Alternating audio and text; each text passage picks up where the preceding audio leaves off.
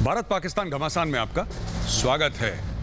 कोई भी सामान, कोई भी सर्विस बाजार में लेने जाइए, कोई ना कोई तो ऐसा है जो पैसा लेके वो काम आपका करवा देगा। ये बाजार का नियम है, ये बाजार का उसूल है। पाकिस्तान भी कुछ ऐसा ही कर रहा है। चीन को जब भारत को ट्रोल करना था सोशल मीडिया पे, मेन स्ट्रीम मीडिया पे, तो उसने पाकिस्तानियों को पैसे दिए और बोला कि हम तो ये काम कर नहीं पाएंगे क्योंकि हमारी भाषा वो लोग समझते नहीं है भारतीय, तुम ये काम करो। तो पाकिस्तानियों ने पैसे लिए।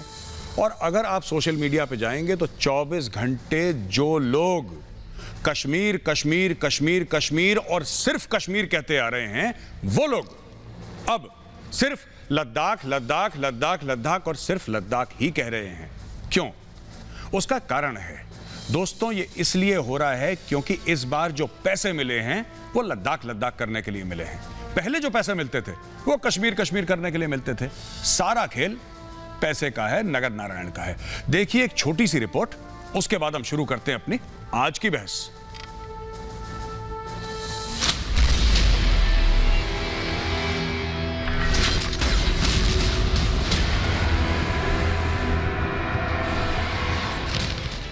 चीन के दम पर उछलने वाला पाकिस्तान, चीन के तलवे चाटने वाला पाकिस्तान, चीन से भीख मांगने वाला पाकिस्तान लगता है चीन का कर्ज उतार रहा है।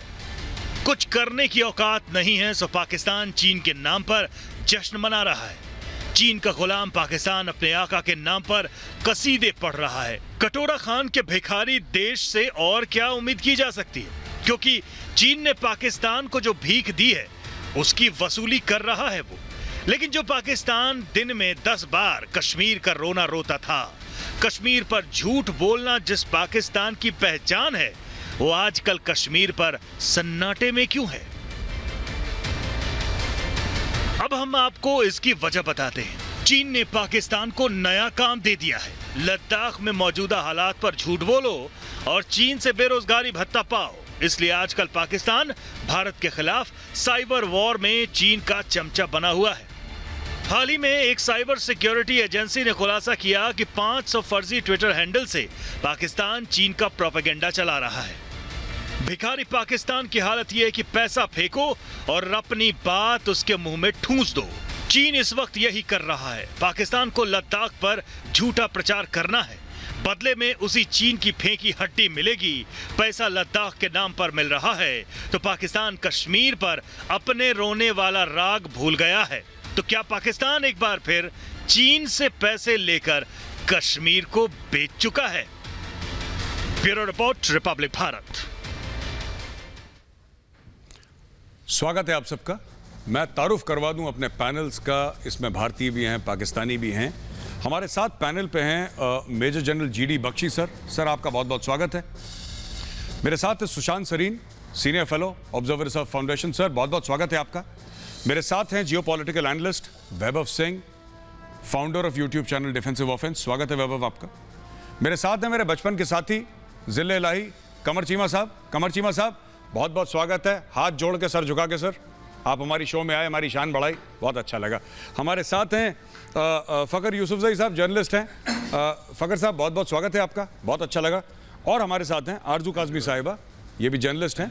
बहुत बहुत स्वागत है आपका। हम अपनी बहस शुरू करते हैं और पहला वार चीमा साहब करेंगे एज यूजुअल। हमारे बचपन के साथी हैं, चीमा साहब पहला वार करेंगे। चीमा साहब बहस सिर्फ इतनी है कि, और एक लाइन की बहस है, ज़्यादा बड़ी बहस इस बार नहीं रखी, एक लाइन की ये बहस है कि पिछले इतने सालों से सोशल मीडिया पे और मेन स्ट्रीम मीडिया पे सिर्फ और सिर्फ मैंने पाकिस्तान से अगर एक लफ्ज़ सुना वो था कश्मीर। कश्मीर के अलावा मैंने कुछ नहीं सुना, कुछ भी नहीं सुना। सिर्फ कश्मीर कश्मीर कश्मीर कश्मीर और कश्मीर। लेकिन अब क्या हुआ है कि पिछले एक महीने से वही पाकिस्तानी जो सिर्फ कश्मीर बोल रहे थे, अब लद्दाख लद्दाख लद्दाख बोल रहे हैं। अच्छा सर, मैं सच बताऊं आपको, मैं तो गया नहीं अभी फिलहाल लद्दाख पिछले 1-2 महीने में कि मैं इसके बारे में कमेंट करूं। लेकिन मुझे लगता है कि पाकिस्तान में बहुत ज़्यादा जानकारी है लद्दाख के बारे में। तो मैं चीमा साहब से ये रिक्वेस्ट करूंगा सर कि चीमा साहब आपके पास 2 मिनट हैं, आप चीमा साहब ज़रा बताएं कि क्या हो रहा है लद्दाख में, क्या सुना है आपने? सर बताइए। पूरा लद्दाख चला गया चीन के पास और अब चीमा साहब लद्दाख आएंगे तो वीज़ा लेंगे चाइना से। ये स्टोरी चल रही, क्या चल रहा है चीमा साहब ज़रा बताइए ना। मैं we are all interested to here.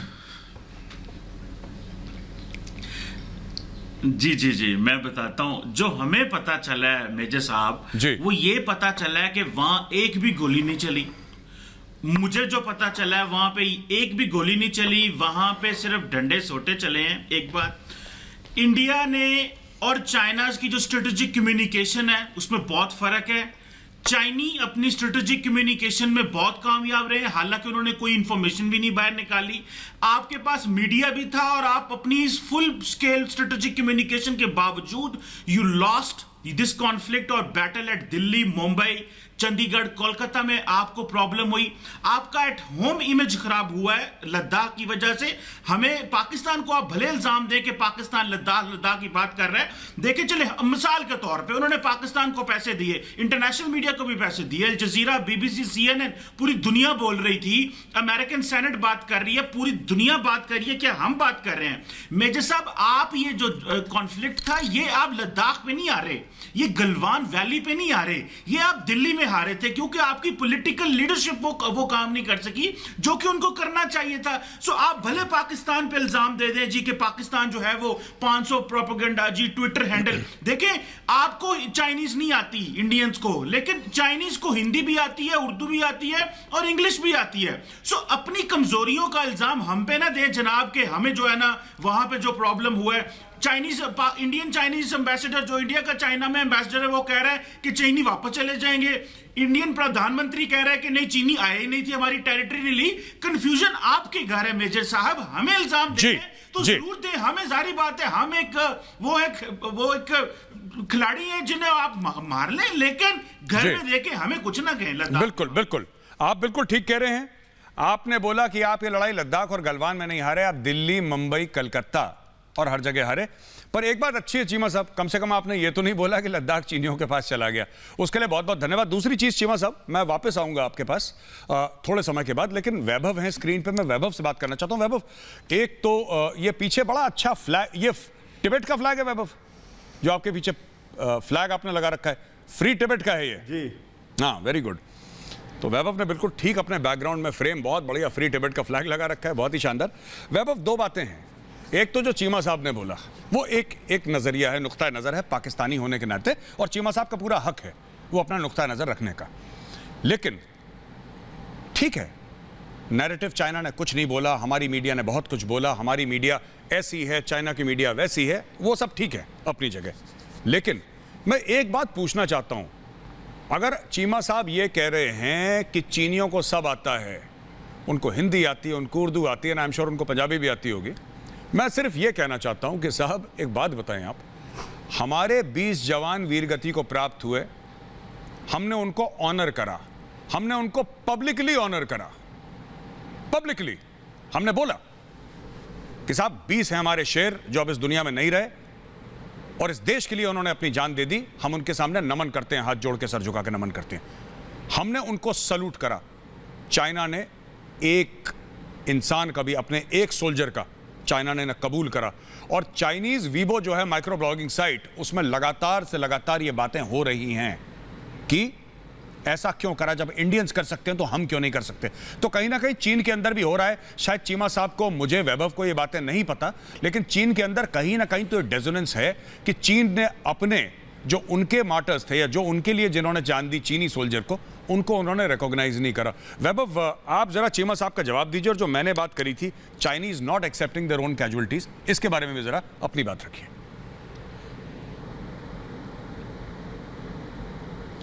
देखिए, सबसे पहली बात तो यह कि पूरी उर्दू और पूरी पंजाबी तो खुद चीमा साहब को भी नहीं आती, तो चीनियों को क्या आनी है। देखिए, सबसे बड़ी चीज़ ये है कि जो सैयद सोहरावर्दी थे, one of the founding fathers of Pakistan, उन्होंने कहा था कि मैं पंजतन का गुलाम हूँ, मैं गुलाम इब्ने गुलाम हूँ। तो पाकिस्तान की जो हालत है वो गुलाम इब्ने गुलाम वाली है। तो जब आप चीन के साथ कंपैरिजन करते हैं तो आखिर एक ऐसी कंट्री जिसको बनने के लिए अंग्रेज़ों के सामने लेटना पड़ा हो, सर्वाइवल के लिए 70 साल अमेरिका के सामने लेटना पड़ा हो, और अपने मंतकी अंजाम तक पहुंचने के लिए अब चीनियों के सामने लेटना पड़ रहा है, तो उनकी अपनी खुद एक कमी की, एक बंधुआ मजदूर की अपनी खुद की कोई मर्जी नहीं होती, अपनी खुद की कोई फॉरेन पॉलिसी नहीं होती।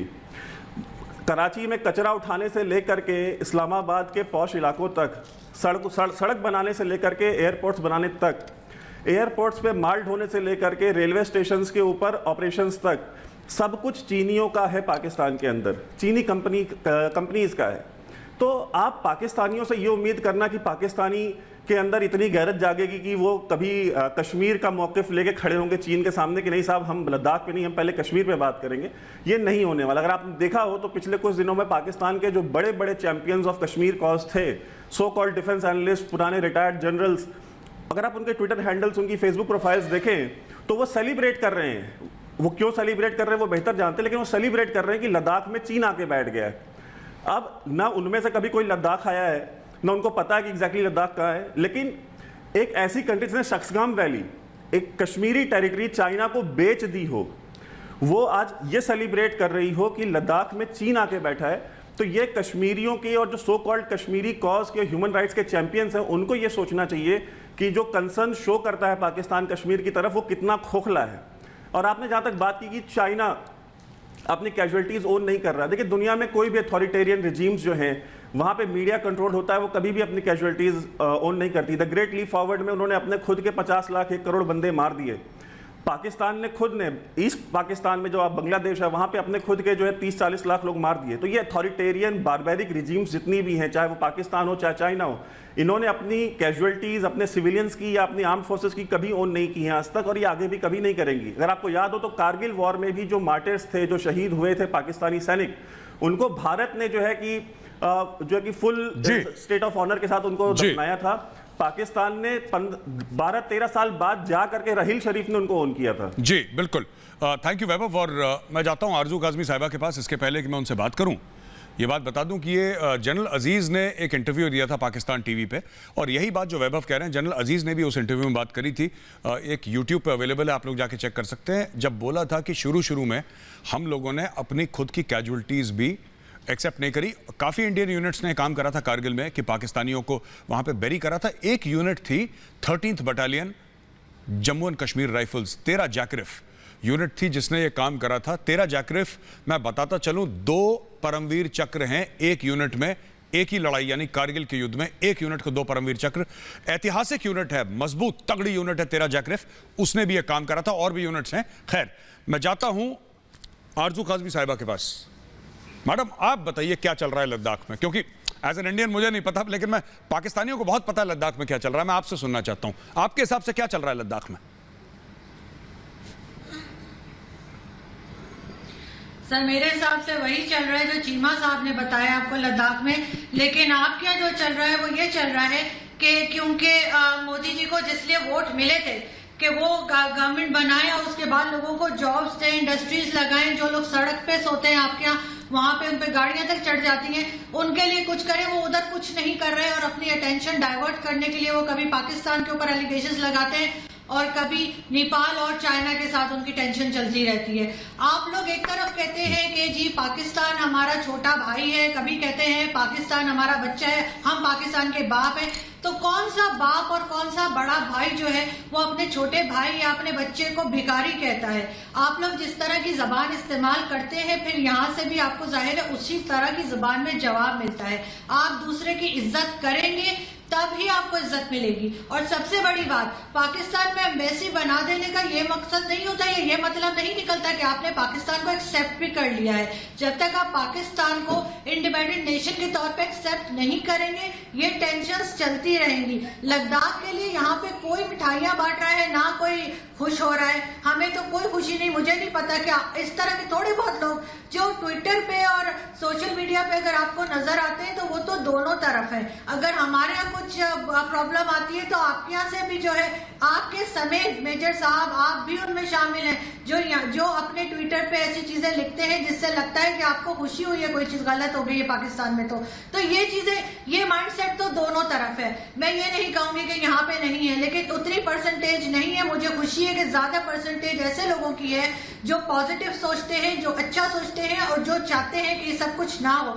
चाइना के साथ जो लद्दाख में आप लोगों के साथ हो रहा है उसका हमें भी अफसोस है और हम चाहते हैं कि ये टेंशन खत्म हो और ये चीज इस तरह से आगे ना बढ़े। और आप लोग हथियार खरीदने में इतना पैसा लगा देते हैं, वही पैसा अपने लोगों पे लगाएं। आपके लोगों की हालत आप देखिए, हमारी जैसी है। हम नहीं कह रहे कि हमारे यहाँ सब जो है 5 स्टार होटल में बैठे हुए हैं, लेकिन क्योंकि टेंशन दोनों कंट्रीज में है, दोनों पैसा जो है वो हथियारों पे लगाते हैं, बजाय इसके कि अपने लोगों को खाना दें, शेल्टर दें। बारिश में धूप में लोग पड़े होते हैं, उनकी हालत खराब है, लेकिन हमारे ऐसा कोई भी नहीं सोचता।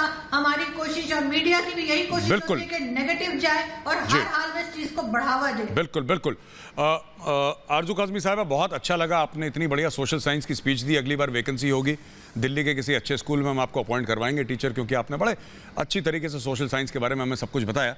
मैं 2 बातें आपको बताता चलूँ ना। पहली चीज़, आपने बोला कि हिंदुस्तान जंगी हथियार खरीदता है और अपने जो गरीब लोग हैं, जो मुफलिस हैं, उन पर क्यों नहीं खर्च करता भारत। तो मैडम, ऐसा है कि हमारे 2 नेबर हैं, एक पाकिस्तान एक चाइना, और दोनों हमसे बेइंतहा मोहब्बत करते हैं। उन्होंने हमसे मोहब्बत करी 1947-48 में मोहब्बत करी, 62 में मोहब्बत करी, 65 में मोहब्बत करी, 67 में मोहब्बत करी, 71 में मोहब्बत करी, 1999 में मोहब्बत करी, 26/11 में मोहब्बत करी, 1993 में मुंबई में मोहब्बत करी, और हजारों बार ऐसी मोहब्बतों का इजहार करा है। क्या करें, थोड़े से मजबूर हैं। और जहां तक नेपाल की बात है, नेपाल ने अपने मैप बदले। नेपाल ने बड़े जोरों शोरों से upper house of parliament, lower house of parliament, ये वो, लिपू लेक हमारा है और ये हमारा है, काला पानी वगैरह, सारा कुछ नेपाल ने करा। अच्छा, हुआ ये कि 4-5 दिन पहले एक Chinese political officer border guards के साथ आया नेपाल के अंदर। इसमें से कुछ कहानी मीडिया में आ गई है और कुछ कहानी है जो सुनी सुनाई है। वो आया, एसयूवी के ऊपर खड़ा हुआ, उसके साथ एक ट्रांसलेटर था। उसने नेपाली सिटीजन्स को क्या बोला कि दोस्तों, भाइयों और बहनों, बहुत बहुत मुबारक हो आप लोगों को, आप कल तक नेपाली थे, आज आप चाइनीज हो चुके हैं। उनकी ऐसे करके सिटीजनशिप चेंज कर दी। नेपाल जो अपने नक्शे बदल रहा था एक इंडिया के ऊपर ब्राउनी पॉइंट स्कोर करने के लिए, चाइना के कहने पे उसी चाइना ने नेपाल के इतने सारे गांव यूं हड़प लिए। आज वो नेपाली सिटीजन्स चाइनीज हो गए हैं। तो साफ सीधी बात है, पाकिस्तान के साथ भी यही कर रहा है। मैं जाता हूं जनरल जीडी बख्शी सर के पास। जनरल जीडी बख्शी सर, हमने ये देखा है कि जो सोशल मीडिया पे ट्रोलिंग है, मेरा सवाल आपसे बड़ा साफ और क्लियर है सर कि सोशल मीडिया पे आपका भी बहुत तगड़ा अच्छा प्रेजेंस है। मैं ये जानना चाहता हूं सर कि ऐसी क्या बात है, जो लोग कश्मीर कश्मीर करते थे, उन्होंने कश्मीर, पाकिस्तानियों ने कश्मीर करना क्यों बंद कर दिया सर? दिन में जो 10 बार सिर्फ कश्मीर करते थे प्रोफेशनल, और यहां तक कश्मीर करते थे कि साहब नवाज शरीफ ने झूठ बोल दिया कि मैं कश्मीरी हूं। सारे के सारे मीरपुर वाले बोलते हैं हम कश्मीरी हैं, जबकि उनको एक लफ्ज कश्मीरी का नहीं आता। They all speak some variant of Punjabi. इन लोगों ने बोल दिया कि साहब हम भी कश्मीरी हैं। अब मैं आपसे यह पूछना चाहता हूं सर कि कश्मीर की मोहब्बत कहां गई पाकिस्तान की? अब सब लद्दाख लद्दाख हो रहा है, ये क्या चक्कर है सर?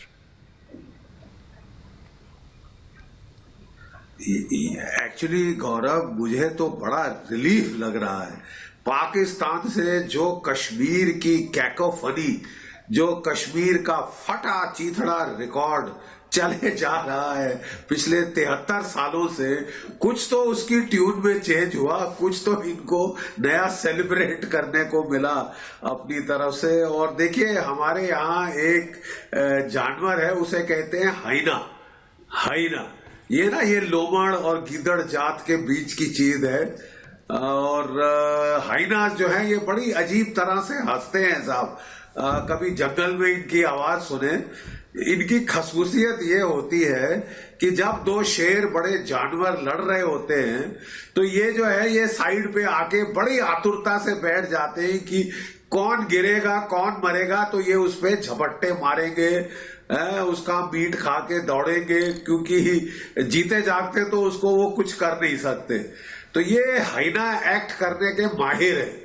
और जब भी भारत का चीन से कुछ हुआ है, झगड़ा हुआ है, हमारी तू मैं हुई है, ये लाल टपकाए हाइनास की तरह साइड में बैठ जाते हैं।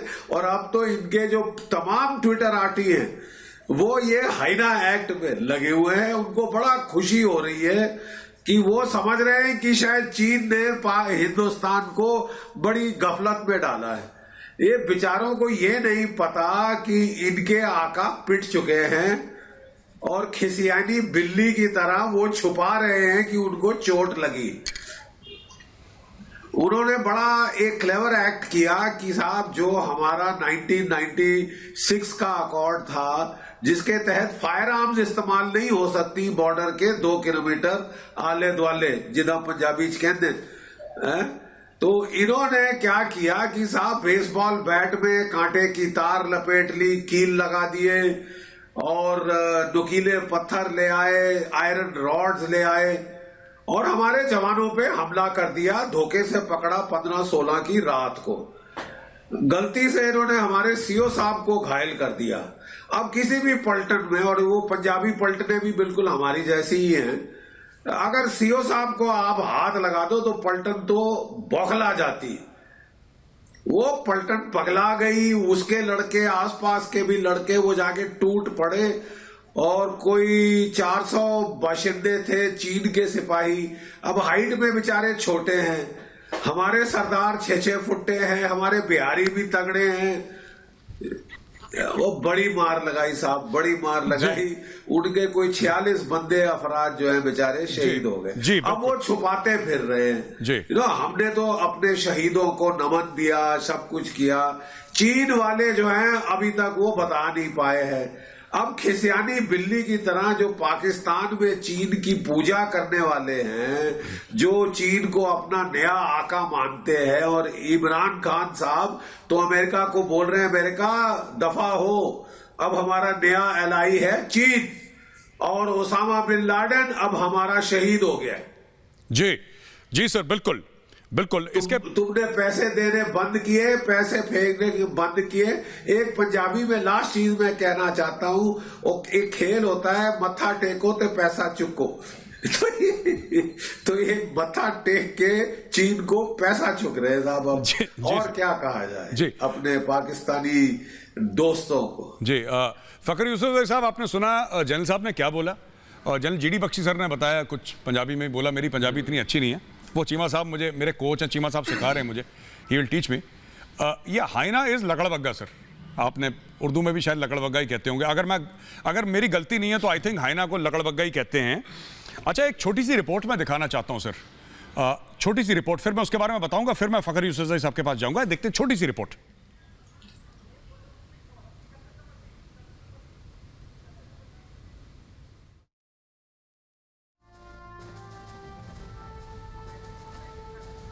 ये देखिए, ये यहाँ पे chief of army staff general Naravane ये अवार्ड दे रहे हैं, और कुछ सोल्जर्स हैं आपको दिख रहे हैं, कुछ जवान हैं, एक जेसीओ साहब हैं, उनको चीफ ऑफ आर्मी स्टाफ खुद गए उनको ये chief of army staff commendation देने के लिए।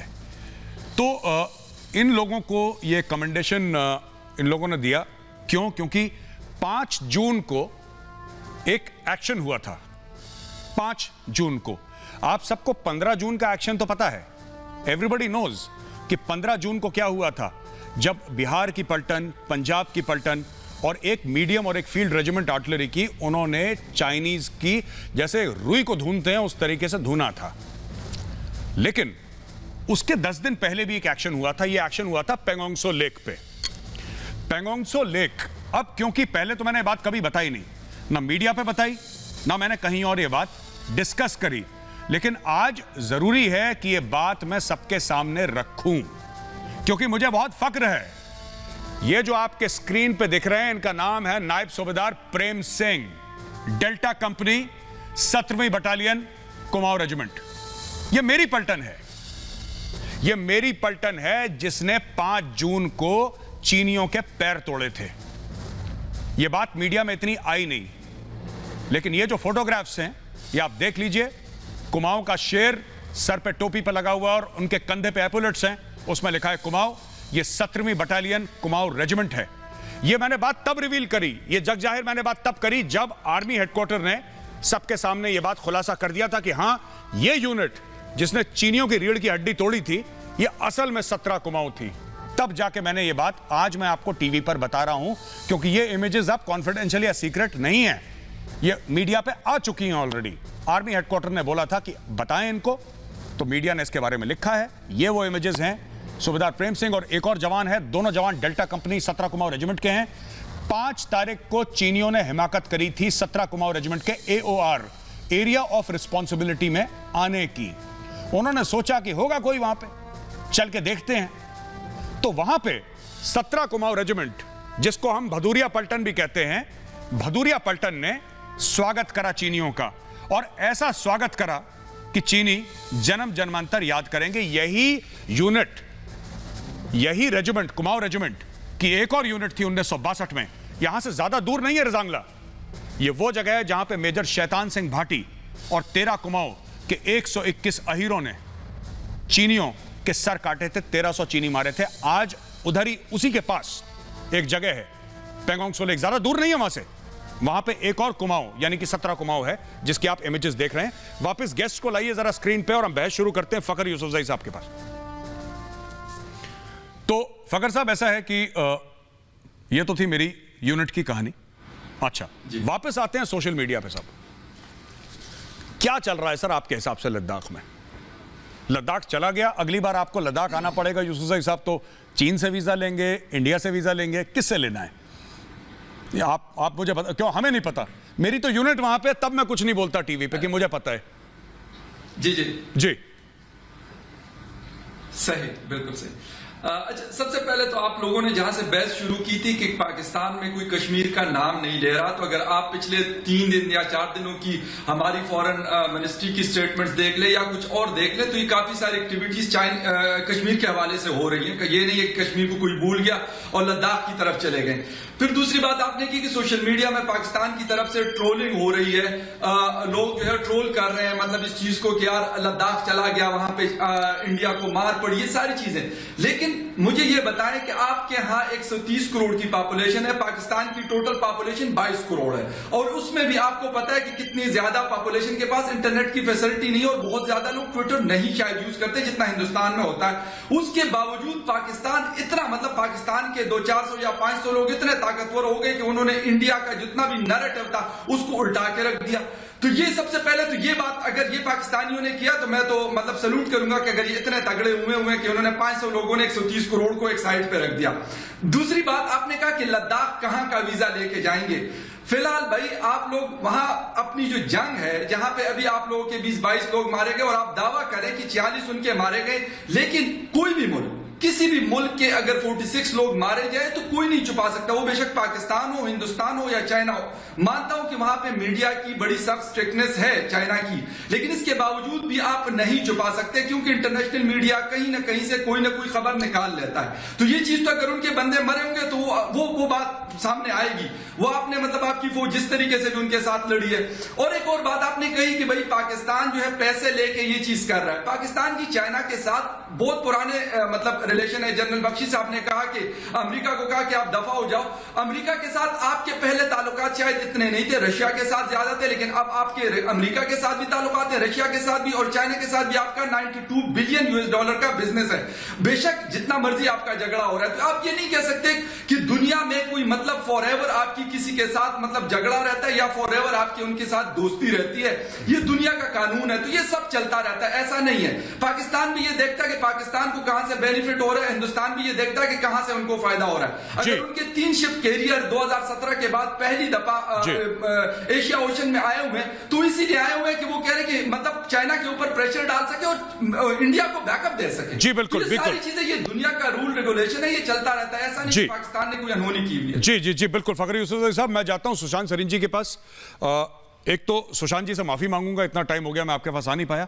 इसके पहले मैं 2 बातें अपनी कह दूं। आपने बोला ना कि आप सैल्यूट करेंगे, पाकिस्तानी ट्विटर पे इतने कम हैं और फिर भी 130 इंडियंस का नैरेटिव मोड़ दिया। सर सैल्यूट तो सर इमरान खान भी ओसामा बिन लादेन को कर रहा है सर, उसको शहीद बोल रहा है, तो इस सैल्यूट वैल्यूट को आप इतनी तवज्जो ना दें। इमरान पार्लियामेंट में ये बोल रहा है, मुझे तो हंसी आ रही बोलते हुए कि ओसामा बिन लादेन को शहीद कर दिया। फिर पाकिस्तान बोलता है कि साहब हम खुद विक्टिम्स ऑफ टेररिज्म हैं। अरे आप लोग जो टेररिस्ट है उसके सामने आप लोग सर झुका रहे हैं। शहीद का दर्जा तो बहुत ऊंचा होता है साहब। जो बंदा एहसानुल्लाह एहसान जैसा, जो बिल्कुल मुलव्विज है, APS पेशावर के जो बच्चे थे वो 130-140 बच्चे, मासूम बच्चों को कत्ल करने वाला, वो तो इस्लामाबाद में बैठा हुआ है सर। सब लोगों को आप सैल्यूट कर रहे हैं जो गलत सलत काम करता है। खैर, मैं सुशांत जी के पास जाता हूं। सुशांत जी, मैं आपसे ये पूछना चाहता हूं सर कि ये नैरेटिव जो है अचानक, it was very surprising because it looks mercenary sir, if you know what I mean.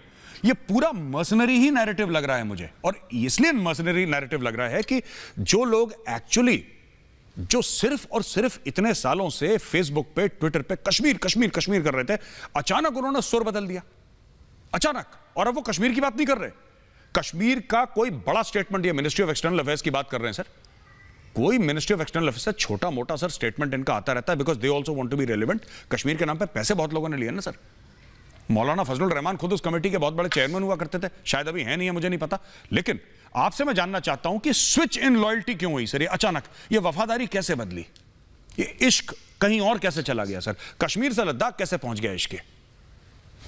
यार गौरव, 3-4 चीजें हैं। देखो, एक तो इनको ज्योग्राफी का ही नहीं पता कि लद्दाख है कहां पर, लद्दाख की ज्योग्राफी क्या है, इशू क्या है, LAC क्या है, क्या नहीं।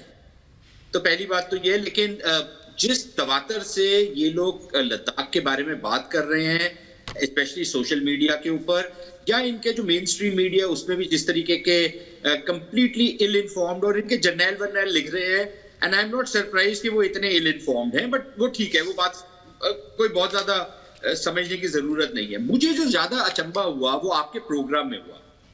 आपके 3 गेस्ट हैं पाकिस्तान से, आपने तीनों को एक ही सवाल पूछा कि प्लीज आप बताइए कि लद्दाख में क्या हो रहा है, क्योंकि हमको नहीं पता। तीनों में से किसी एक ने नहीं आपको बताया कि लद्दाख में क्या हो रहा है। आए बाएं शाये की बातें करते रहे, कोई इंडियन ओशन को ले आया, तो कोई बड़ा भाई छोटे भाई को। इंसिडेंटली मैं तो चाहता ही नहीं हूं कि हम पाकिस्तान के बड़े भाई बने, क्योंकि पाकिस्तान का जो कल्चर है उसमें सबसे पहला कत्ल जो होता है बड़े भाई का ही होता है। तो मैं तो नहीं चाहता कि हम लोग इनके बड़े भाई बने, क्योंकि वो बड़े खतरे की बात है इन लोगों के साथ। दूसरी चीज ये है कि इनके यहाँ पर बेगारती का भी आलम है। अपनी जो लड़कियां हैं वो तो ये चीनियों को बेचते हैं, और जब वो बात पकड़ भी में भी आ जाती है कि ये ह्यूमन ट्रैफिकिंग हो रही है, उस पर भी कोई कदम नहीं उठाया जाता। 1-2 चीनियों को हिरासत में लिया, फिर उनको छोड़ दिया गया क्योंकि चीन से प्रेशर आया। चीनी आके इनको माल तो लगाते हैं, लेकिन अपना माल भी बनाते हैं। फिर इनको लगता है कि यार चीनियों ने तो हमारे को बड़ा एक्सप्लॉइट किया। फिर ये जो इनके वो जीनियस प्राइम मिनिस्टर है, वो एक इंक्वायरी कमीशन बिठाते हैं। इंक्वायरी कमीशन कहता है कि यार चीनी तो हमारे को लूट रहे हैं। वो कहते हैं अच्छा इसको दबा दो, अभी इसको मत उठाओ इस बात को, क्योंकि चीनी खफा हो जाएंगे। अब चीनियों ने ऑब्वियसली कुछ पैसे दिए होंगे, सडनली ये थोड़े एक्साइट हो गए। लेकिन उसके एक्साइटमेंट का एक और भी मतलब है। देखिए, इन लोगों को इस्लाम से कोई बहुत ज्यादा इतना लगाव नहीं है, हिंदुओं के साथ उनकी नफरत है। तो हिंदुओं की जो नफरत है या हिंदुस्तान की जो नफरत है, उसमें ये इतने मुब्तला है कि इस्लाम को भी भूल जाते हैं। अगर इनमें थोड़ी सी गैरत होती, थोड़ी सी, ये इतने बेगैरत है कि इनके जो मुसलमान हैं चीन में, उनको कंसंट्रेशन कैंप में डाला जाता है, उनकी बीवियों के साथ चीनी सोते हैं। और ये मैं नहीं बोल रहा, ये पब्लिश्ड रिपोर्ट्स हैं, ताकि इनकी जो अगली नस्ल हो वो चीनी हो, मुसलमान ना हो। और इनके मुंह से आवाज नहीं खुलती। इनका वो जो जीनियस प्राइम मिनिस्टर है, वो ये कहता है कि भाई चीन में क्या हो रहा है। फिर इनके मौलवी जाते हैं वहां पर, इनके जब मौलवी वहां पर जाते हैं तो वो चीन को सर्टिफिकेट देते हैं। तो इतनी जब बेगैरती अपने लोगों के साथ, अपनी औरतों के साथ कर सकते हैं, और अपनी जो मुसलमान लोग हैं उनके साथ कर सकते हैं जी, तो फिर लद्दाख के ऊपर कुछ बयान दे देते हैं। तो मैं तो इनको संजीदगी से लेता भी नहीं। बिल्कुल सर, बहुत बहुत धन्यवाद सबका। हमारे पास वक्त अब बिल्कुल खत्म हो चला है, बहुत अच्छी डिबेट हुई। और अंत में मैं सिर्फ यही कहना चाहूंगा कि जो भी लद्दाख में हो रहा है, आप उसकी फिक्र ना करें पाकिस्तानी भाइयों और बहनों, लद्दाख को हम संभाल लेंगे। आप दोबारा कश्मीर करें, मैं मिस कर रहा हूं आपके कश्मीरी बयान, मुझे अब मजा नहीं आ रहा। प्लीज कश्मीर के बारे में कुछ बोलिए। अब इतना ही वक्त हमारे पास, मैं आपको गुड बाय कहता हूं, जय हिंद कहता हूं, और मिलूंगा अगले हफ्ते भारत पाकिस्तान घमासान के साथ। तब तक के लिए मेरी टीम और मेरी तरफ से आप सबको जय हिंद।